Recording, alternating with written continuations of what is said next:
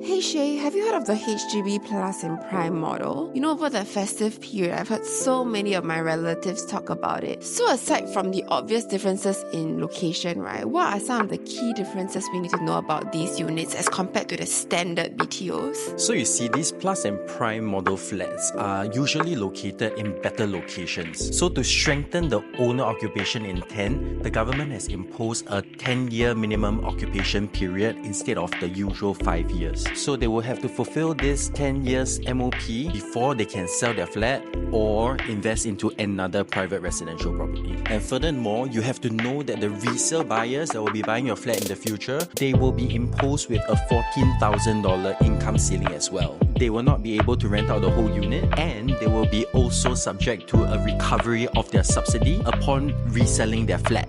So all these are done to essentially control how the resale prices will act in these locations in future. So what do you really feel about this Plus and Prime model? Do you think it's a good initiative for Singaporean buyers?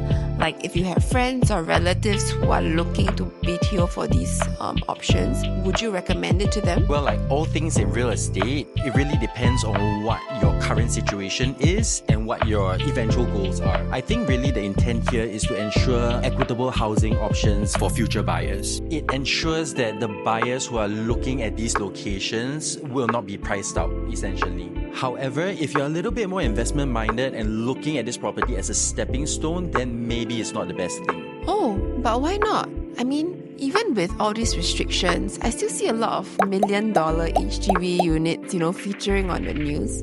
Don't you think that with such a good location, these Plus and Prime flats could possibly achieve these record-breaking transactions in the future as well? Well, of course, it's certainly possible. I mean, these Plus and Prime model locations are really fantastic.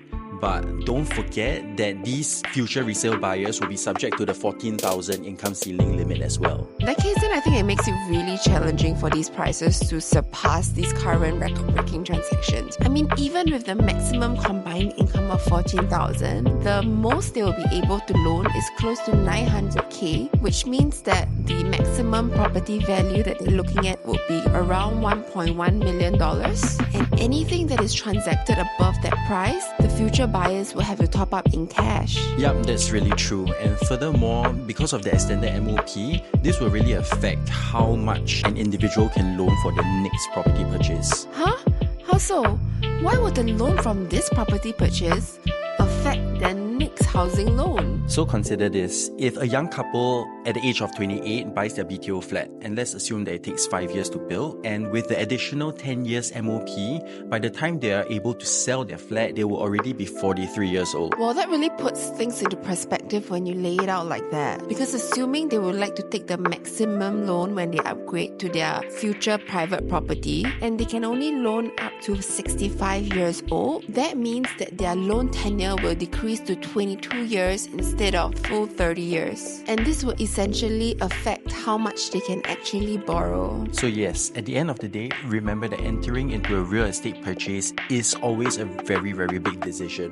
And sometimes you have to look more into the long term rather than short term, especially with the Prime and Plus flats, because those can be a 15-year commitment at the least. Yeah, it's definitely one that requires a look into your personal life and investment goals and milestones with some careful planning and market analysis before committing to it. As always, we hope this was useful. We'll see you again in our next video. Bye! Huh?